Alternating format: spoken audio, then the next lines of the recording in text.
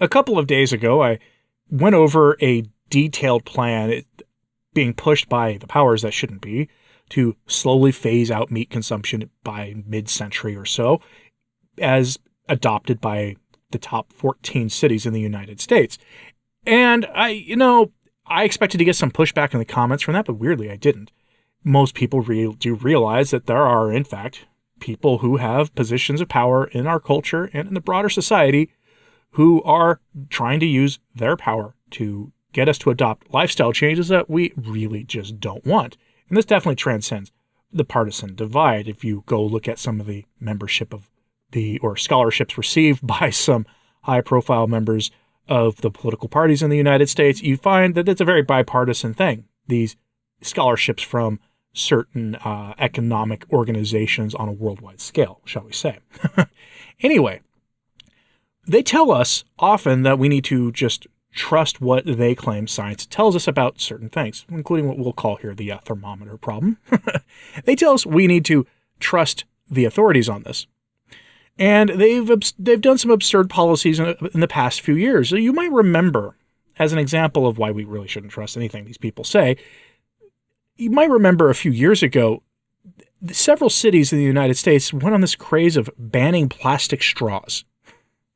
The plastic straw issue was pretty hysterical in hindsight because they got fast food companies and coffee shops and things to continue to sell you cold beverages in plastic cups or in paper cups that were lined with a plastic quasi-wax substance, but then they gave you a paper straw, which paper straws, as you might expect when drinking a cold beverage, broke down. They dissolved. All this did was make people mad. But, when people got mad about it, they didn't do much about it. They didn't go, this is a tangible example in my hand of government thinking it can solve a problem and then making a problem much worse and just making my life miserable in the process.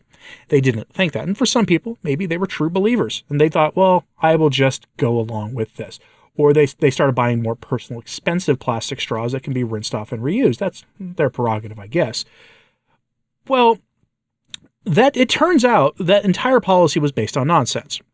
So, for example, I actually do care about plastic in the oceans. It is one of those issues of the environment that I do care very deeply about because it's gross. And I am very happy to report that the data consistently tells us that the United States, Europe, Australia, Japan represent less than 5% of the plastic in the oceans.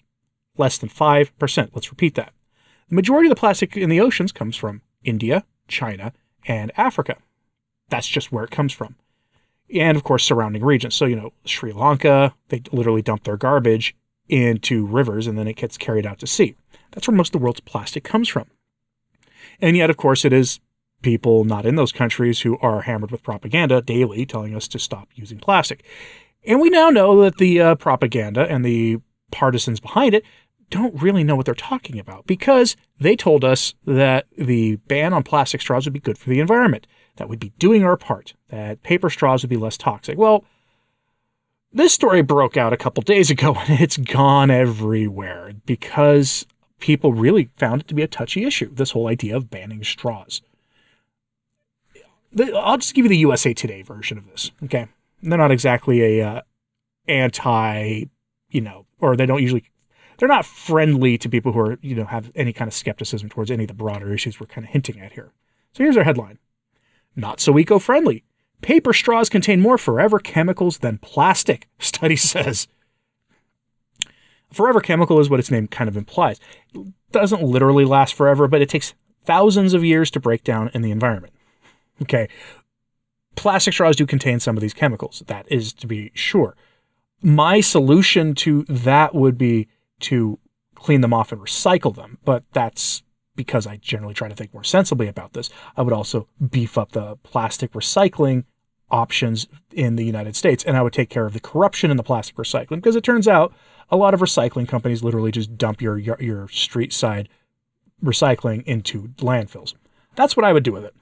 But, I tend not to think about this as a way to grab power. So let's get you some information from this. So from the article, quote, a new study published Thursday in the journal Food Additives and Contaminants found evidence of, quote, forever chemicals, PFAS, those are per and polyfluoroalkyl substances, in the majority of both paper and bamboo straws tested. Scientists in Belgium tested 39 brands of straws made of paper, bamboo, plastic, and stainless steel found in shops, supermarkets, and restaurants across the country. Of the straws tested, almost all contained some concentration of PFAS, which are often used during manufacture to make products water resistant. Out of the total 39 tested, the chemicals were detected in 27, none of which were stainless steel. Paper straws, on the other hand, were most likely to contain PFAS, with 18 out of 20, or 90%, of paper brands testing positive. They were also found in 4 out of 5 bamboo straws, 3 out of 4 plastic straws, and 2 out of 5 straws.